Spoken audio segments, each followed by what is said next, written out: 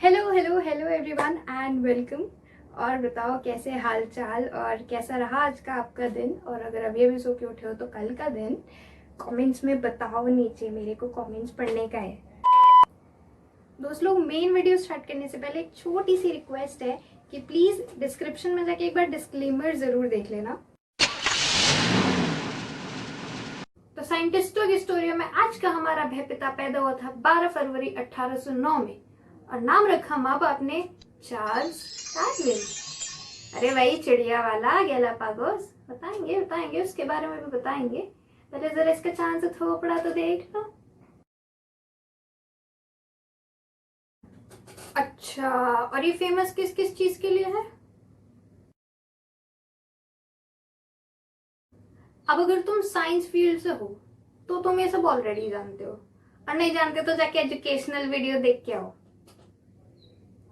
और अगर तुम नॉन साइंस बैकग्राउंड से हो, समझाएंगे अपने तरीके से समझाएंगे। अच्छा एक चीज देखो जरा,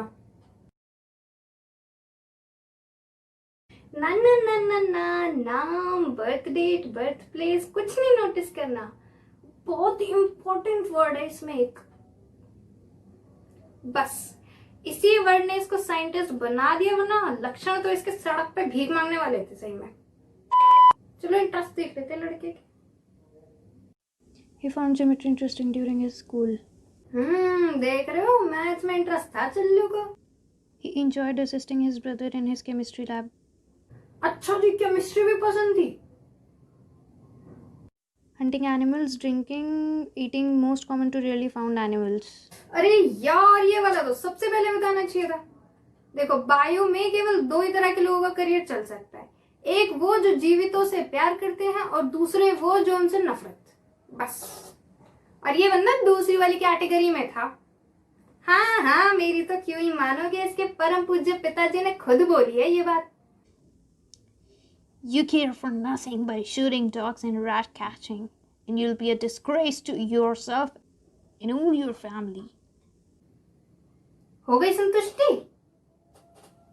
यही शौक थे इसके, शराब पीना, पत्ते खेलना, दोस्तों के साथ हैंग आउट करना और जानवर खाने। तो इसने चाइना को फेल कर दिया। He enjoyed stuffing dead animals, though he hated dissecting them. First year of medical college. इस लड़के को जब बाप ने डॉक्टर बनने भेजा तो इस पे खून नहीं देखा गया, और वैसे जानवरों में स्टफिंग करनी है। कतई टीनेजर हो रहा है लौंडा। वैसे कितने मजे आते होंगे किसी को धमकी देने में, नहीं? तेरी खाल उधेड़ के भूस भर दूंगा। अच्छा, खाल उधेड़ना तो इसे पसंद ही नहीं था, केवल भूस भरना ही पसंद था। Soon he started taking interest in zoology and dissecting animals. एक सेकेंड, लास्ट इंटरेस्ट क्या गया था इसका? अरे मान जा कि बिल्कुल पिट के ही मानेगा। During his BA degree, he developed keen interest in books describing nature and organisms as creation of God. यार इतने मूड स्विंग्स तो मुझे 8 साल के पीरियड्स करियर में नहीं हुए।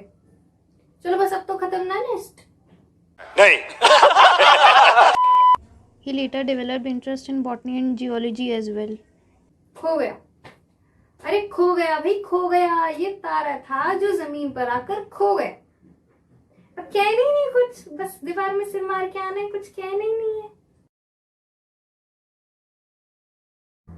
तो जैसा कि हर अमीर बाप की बिगड़ी औलाद के साथ होता है, इसको भेज दिया गया बोर्डिंग स्कूल, और वहां से आने के बाद बाप ने डॉक्टर बनने भेज दिया मेडिकल कॉलेज। अब वहां इसने जो गजनी के आमिर खान वाली हरकतें की, कि बाप ने कराया ड्रॉप आउट और भेज दिया क्लर्जीमैन बनने। पर हमारा चल्लू तो था अमीर बाप का बेटा, तो मार्क्स की कोई टेंशन ही नहीं। बाप दादा का नाम सुन के टीचर्स मार्क्स दे देते थे। तो अब इसके नल्लेपन को पहुंचना था अंतम लेवल पे, और उसी लेवल पे पहुंचने के लिए शुरू हुई वर्ल्ड टूर की कहानी। तो दोस्त लोग, अगर तुम्हें अभी तक का वीडियो पसंद आया तो लाइक कर दो, और वो जो सब्सक्राइब वाला बटन है उसको भी प्रेस कर दो। सही बता रही हूँ, 1 रुपया नहीं जाएगा। ये कोई चेकफ्लिक्स या क्लामेजॉन तो है नहीं, है ना? और अगर नहीं पसंद आया तो वेट कर लो यार, क्या पता वीडियो खत्म होते होते तक पसंद आ ही जाए। One day, on tearing off some old bark, I saw 2 rare beetles and seized one in each hand. Then I saw a third and a new kind, which I could not bear to lose, so that I popped the one which I hold in my right hand into my mouth. Alas, I ejected some intensely acrid fluid which burnt my tongue, so that I was forced to spit that beetle out, which was lost, as was the third one. नहीं मतलब तुझे क्या लगा था कि वो तुझे French किस करेगा? नहीं एलास तो ऐसे बोल रहा है जैसे ब्रेकअप कर लिया उसने तो उसे और रीजन दिया हो, baby it's not you it's me. Alas मतलब अगर मुझे अब से कोई फूल पसंद आएगा ना तो पौधे में पानी नहीं डालूंगी, सीधा जाके फूल तोड़ लूंगी। वहां होती ना गुद्दी पे चाटा धर देती, सही बता रही हूँ। He studied a book titled Wonders of the World in his childhood, which seeded a desire in him to explore the world. अच्छा तो मतलब वही वाला सीन है कि अपन को लाइफ में कुछ एडवेंचर करने गए, बस यही फर्क आ जाता है हम मिडिल क्लास बच्चों में और इन हाई क्लास सोसाइटी के बच्चों में। मतलब बचपन में स्पाइडरमैन देख के तो हमने बहुत हाथ झटका, एक जाला नहीं निकला, गले में चुन्नी बांध के सुपरमैन भी बने, कभी नहीं उड़ पाए। और इसे देखो बचपन में सोचा और कर भी आया world tour. John Stevens Henslow could not go for the 2-year survey voyage proposed by Fitzroy to him, so that he recommended Charles Darwin as a naturalist to Captain Robert Fitzroy. अरे रे रे रे, इधर तो बड़ा कुछ आके निकल गया। एक सेकेंड, फर्स्ट कैरेक्टर फर्स्ट। तो हेंसलो जी ने अपने चल्लू का नाम रेकमेंड किया एज अ नेचुरलिस्ट, नहीं मतलब पियक्कड़ ये जुआरी ये जानवरों को ये मार मार के खा जाए, और रेकमेंड किया एज अ नेचुरलिस्ट। और एक्सपीरियंस के नाम पे 22 साल का लौंडा जो बीए की डिग्री करके आया था, कहते ये आज का इंडिया और रखा था, ये तब का इंग्लैंड भी ना। अच्छा शिप का कैप्टन मिला फिट्जरॉय, जिसके कुछ दोस्तों ने आने से मना कर दिया, कुछ को इसने खुद ने चलने से मना कर दिया। और भाई उसके बाद जो डार्विन के साथ हुआ है, मतलब पक्का पक्का मेरी बद्दुआ लगी होगी, ये जो आधे घंटे से मेरे दिमाग कर आया था कर रहा है ना, ये पक्का मेरी बद्दुआ लगी होगी। नहीं मतलब फिट्जरॉय इतना गुस्सैल इतना गुस्सैल इतना गुस्सैल कि कोई लिमिट ही नहीं, कोई लिमिट ही नहीं। तो उस लोग इधर मैं एक बात क्लियर कर देना चाहती हूँ कि इन दोनों के रिलेशंस वहां से आने के बाद काफी अच्छे हो गए थे। इवन फिट्जरॉय ने डार्विन को एक लेटर भी लिखा था, जिसका लिंक मैंने डिस्क्रिप्शन में डाल दिया, क्योंकि उनके पार्ट की स्टोरी मैंने यहाँ कवर नहीं करी है। और फिट्जरॉय भी डिप्रेशन के चक्रव्यूह में आकर सुसाइड कर बैठे थे, और उनसे पहले जो HMS बीगल के कैप्टन रह चुके थे, उन्होंने भी डिप्रेशन के चक्कर में ही सुसाइड किया था। और हाँ ये मत कहना कि कैसे साइड किया है, क्योंकि यूनिवर्सिटी ऑफ कैम्ब्रिज वालों ने ऐसी साइड करने को बोलता तो मैंने ऐसी साइड कर दिया। रूही बेटा, आंटी जी नमस्ते। नमस्ते बेटा, नमस्ते नमस्ते। मैंने सुना है तो वीडियो बना रही है। हाँ जी आंटी जी। हाँ चलो कुछ तो कर रही है फाइनली। मैं तो बस यहाँ बोलो शुगर लेने आई थी, वो हमारे यहाँ खत्म हो गई है ना इसलिए। अरे आंटी जी आप खुद ही इतनी बैठी हैं, आपको छीनने की क्या जरूरत, वैसे किचन में है। मुझे पता है बेटा, तेरी मम्मा ला रही है, मैं ऐसी थोड़ी ना किसी के भी घर में किसी के भी किचन में घुस जाऊंगी। हाँ जी ये तो आप ही का रूम है। वो तो तू मेरी पिंकी जैसी है ना, इसीलिए तेरे बेडरूम में आ गई। जी बिल्कुल बिल्कुल। आंटी जी वो कल रात को कौन, अरे वो मैंने गैस पे मिल्क बॉईल होने रखा था, बाद में आती हूँ। हाँ ओके आंटी जी नो प्रॉब्लम।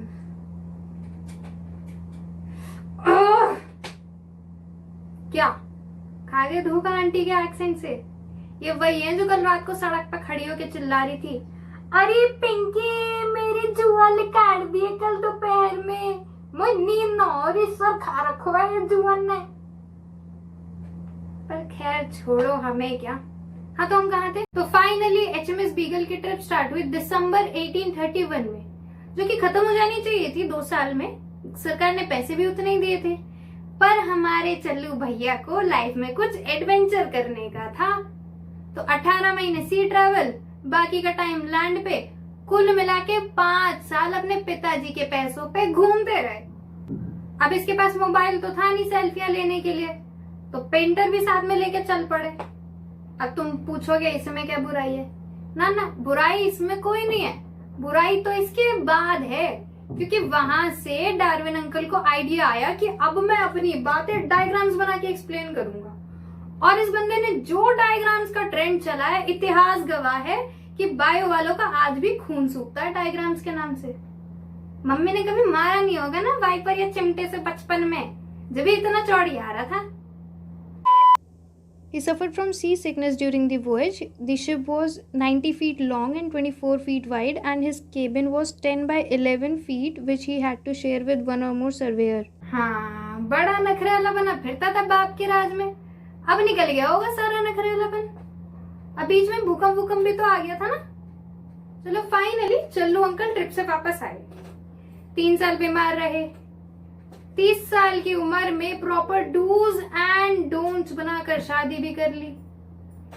पर जो उस ट्रिप में देखा था ना, अब उसको एनालाइज करके कुछ नई सी चीज बनानी थी। बन भी गई। पर अगर वो उस वक्त लोगों के सामने आती तो लोगों का रिएक्शन पता है क्या होता? ये होता, हट, अबे क्या मूर्ख आदमी है, ए आगे चल ना रे, आगे चल।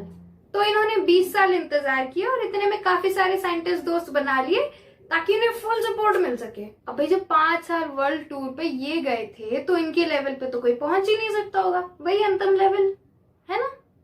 नहीं है, वेलिस इनसे कहीं ज्यादा छोटा और अनएक्सपीरियंस साइंटिस्ट इनके सामने वही काम लिया है जो ये पिछले 25-30 साल से कर रहे थे। मतलब वाह। तो अब तो डार्विन का रुकना बनता ही नहीं था, तो दोनों ने अपने अपने काम का पेपर पब्लिश कर दिया। तो दोस्त लोग अब आ जाते हैं वीडियो के स्टार्टिंग वाले पार्ट पे कि डार्विन ने ऐसा क्या नया कर दिया जो केवल उन 5 साल के वर्ल्ड टूर में ही हो सकता था। Voyage of the Beagle. ठीक है, तो बस इधर तो इसने जो देखा वही दिखा दिया। On the origin of species. तो ये तो बुक थी, इसमें देखते हैं क्या क्या बताया है। Theory of evolution. All the organisms on this earth have a common ancestor. As the environment is dynamic, the organisms have to keep evolving to maintain the continuity of life. कुछ नहीं समझ आया? मतलब हम जो इतने अलग अलग दिखने वाले इंसान, जीव जंतु, पेड़ पौधे हैं, वो सब बहुत करोड़ों साल पहले किसी एक ही पूर्वज से बने हैं। क्या है?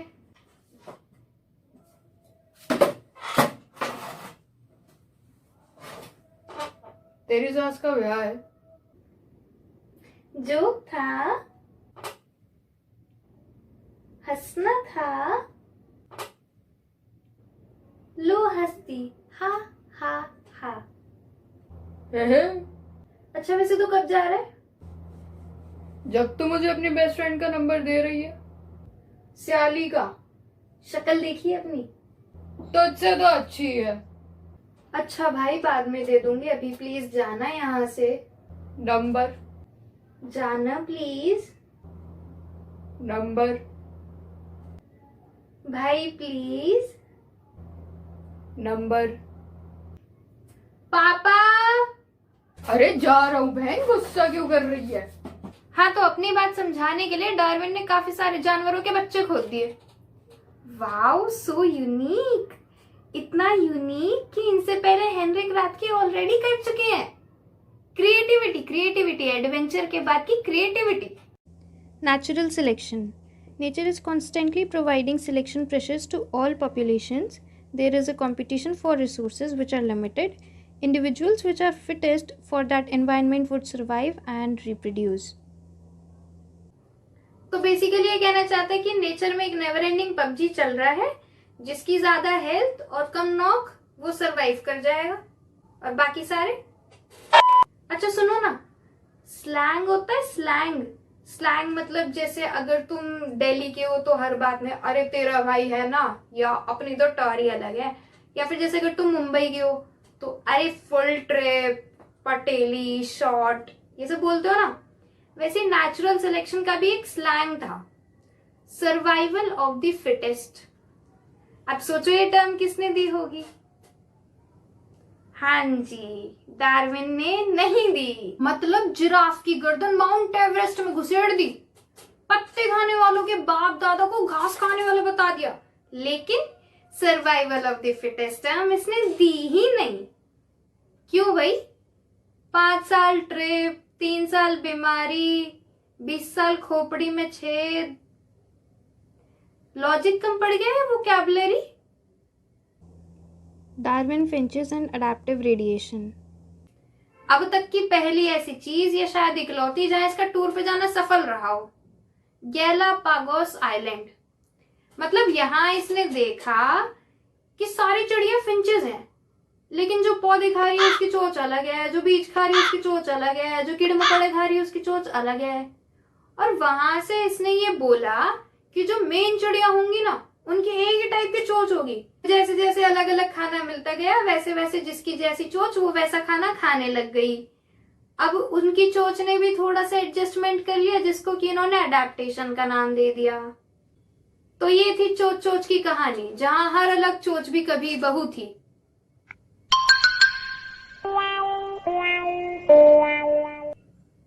अरे एक जैसी चोंच थी, मतलब समझ गए ना? नहीं। The descent of man and selection in relation to sex. इसमें इन्होंने ये बताने की कोशिश की है कि जो आदि मानव से पहले का इंसान होगा, जो कि जानवर होगा, वो एक्चुअली में कैसा दिखता होगा। The descent of man में इंसानों के सेक्सुअल बिहेवियर के बारे में भी बात हुई थी कि कैसे ऑपोजिट जेंडर से अट्रैक्शन का कैसा सब क्या होता है क्या नहीं। और एक बात ये भी बोली थी कि जानवरों और इंसानों का सेक्सुअल बिहेवियर सेम होता है, बस इंटेंसिटी का फ़र्क होता है। Theory of pangenesis. अरे इसी का तो मैं कब से वेट कर रही थी। तू विक्रम, मैं बेताल, तूने गलती की, मैंने गलती पकड़ ली। मतलब ठीक है, तेरे को नहीं पता थी, हो जाता है। अमीर लोग के बच्चों को डिजर्वेशन से ज्यादा फेम मिल जाता है, पर चेक तो कर सकता था कि किसी ने कहीं मेरे सपोर्ट में भी कुछ लिखा हो। मतलब मेंडल बेचारा अपने गार्डन तक सीमित रह के भी तेरी बुक जर्मन में ट्रांसलेट करवा करवा के पढ़ रहा था, और तू दुनिया भर में दोस्त बनाई आया। कहीं से भी अगर मेंडल का काम पढ़ के उसको प्रेजेंट कर देता ना, तो ना तेरे माथे पे थ्योरी ऑफ पेंजेनेसिस देने का कलंक लगता, और मेंडल जीते जी अपनी तारीफ सुन लेता सो अलग। अब 1900 में स्वर्ग से तो उतर के आएगा नहीं देखने। लगे कोई और साइड बिजनेस चल रहा था इसका, जब भी टाइम ना मिलके दिया। औलादे कितनी थी इसकी? 1 अजी हाँ, 2 घंटा, 5 आहा, 6 अरे इतनी तो इसके बाप की खुद थी। बस एक कम रहे, यानी मैं लालू प्रसाद यादव कह देती। मतलब दिक्कत बड़ी ये नहीं है कि इनके 10 बच्चे हुए, दिक्कत बड़ी ये है कि शादी के टाइम इसकी वाइफ 31 इयर्स की थी, और उसके बाद इनके 10 बच्चे हुए। और अंकल बायोलॉजिस्ट थे, हेल्थ नामक एक चीज के बारे में जानते थे। तो बस यार, इससे ज्यादा माथा पच्ची मेरे बस की नहीं है। 73 साल की उम्र में इस भयपिता ने धरती छोड़ दी। ईयर तुम खुद कैलकुलेट कर लेना, 1809 से कौन सा होगा। तो दोस्तों, पहला वीडियो लड़की का, तो इम्प्रूवमेंट का स्कोप अभी समंदर से भी ज्यादा है, मतलब समझ रहे हो ना। तो देख लेना है यार, अच्छा लगे तो लाइक कर देना, बुरा लगे तो डिसलाइक कर देना, कुछ बोलना हो तो कमेंट कर देना। और एम करते हैं 15 व्यूज और 3 लाइक्स। ज्यादा तो नहीं मांग लिया? अरे कोई ना यार, मुझे पता है तुम लोग कर दोगे। चलो बाय बाय, राम राम, खुदा हाफिज, रब रखा, and see you in the next video.